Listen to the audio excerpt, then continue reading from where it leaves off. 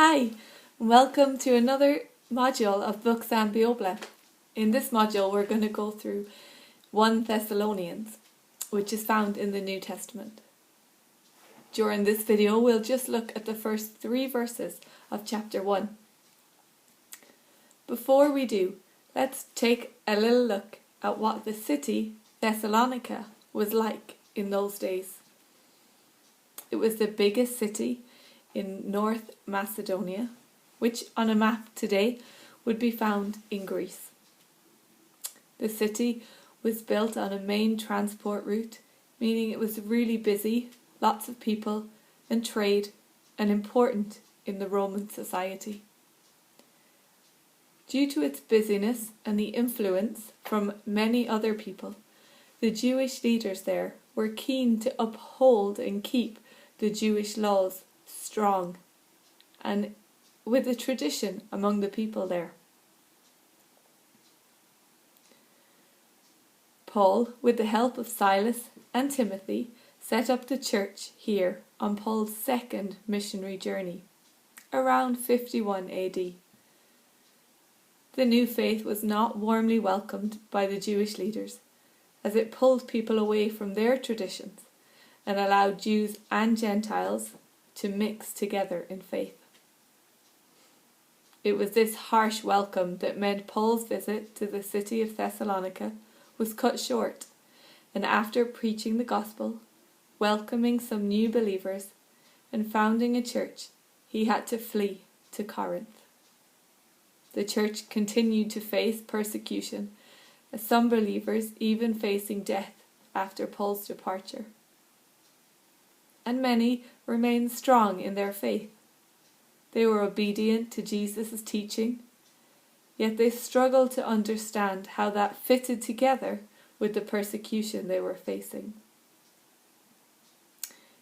And so it was Paul's co-worker Timothy who was able to revisit the church in Thessalonica and report back to Paul the news of how they were growing in their faith, but also news of the hard persecution that they were facing. It was following this report from Timothy that Paul wrote this letter, 1 Thessalonians. And it's one of the earliest letters we have in our Bibles today that was written by Paul. And so let's look together at those first 3 verses. Paul notes as he begins the letter that it's from him, Timothy and Silas. Though they probably didn't write the letter, they were key in setting up the church and imparting to the believers the teachings from Jesus Christ. It's most likely Paul wrote alone, but he wanted to include the blessing that came from Silas and from Timothy as well. As he often does, Paul starts off this letter with thankfulness, thanking God for the church in Thessalonica and for their commitment to faith. This is a great lesson for us too. Our hearts always have reason to be thankful. Thankful for the people God put around us.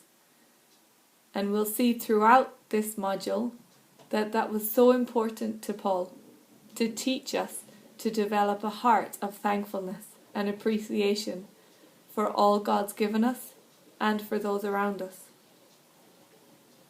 On a couple of occasions in Paul's letter, he refers to the big 3, faith, hope and love, and the importance of these among the churches. We are called to have faith in the gospel of Jesus Christ and the promise of our salvation, and for our forgiveness when we repent and turn to him. We are called to have hope in the promises that God has laid down for us. The hope that Jesus will return one day, though we don't know when, and that we will be made whole and perfect and join him in heaven. And finally, Paul regularly teaches those to whom he writes to be people who act in love. God has given each of us a purpose, a work to do, and we are instructed to carry this out with the faith in what he has promised, with the hope that he will sustain us, and with the challenge to live out that purpose in love, revealing his love to those we encounter. This can be very easy to say, but more difficult to put into practice, especially when, like the church in Thessalonica, we encounter people who stand against our faith or who seem to hinder us fulfilling that purpose God has put over our lives. Yet Paul encourages us to continue to live out lives of love, revealing the true character of Jesus. As we close this video, I want to mention 3 themes that Paul writes about, and we'll see them as we go through the rest of this book. The first we've briefly mentioned is hope. Paul wants to encourage the church to hold on to the hope that comes from the promises of Jesus, knowing one day he will return.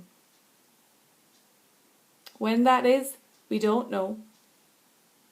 But when he does, all current pain and persecution and suffering will come to an end. And those who have kept their hope in him will join in the resurrection and live with all believers in heaven. The second theme is persecution. Persecution is something we will all encounter through our lives, some more extreme than others.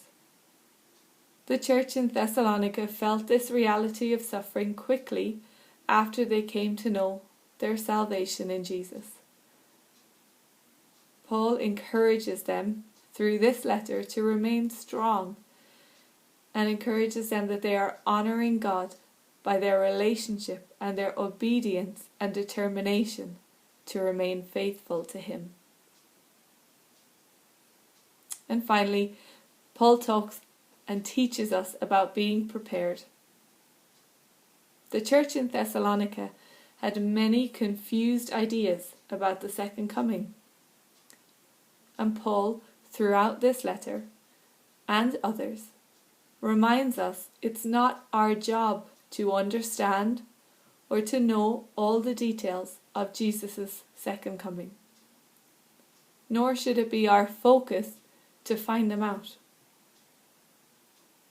Instead, Jesus calls us to live each day in a way that honours God, with faith, with hope, and with love. Honouring God and showing our commitment to the good news. Then, whenever he returns, and whatever it looks like, we are prepared. So it's now time to turn to your workbooks and to discuss the questions in there together. I hope this video has been helpful as we begin to look through this new book, 1 Thessalonians, together. I hope you'll learn so much as we journey through Paul's writing. God bless and see you again soon.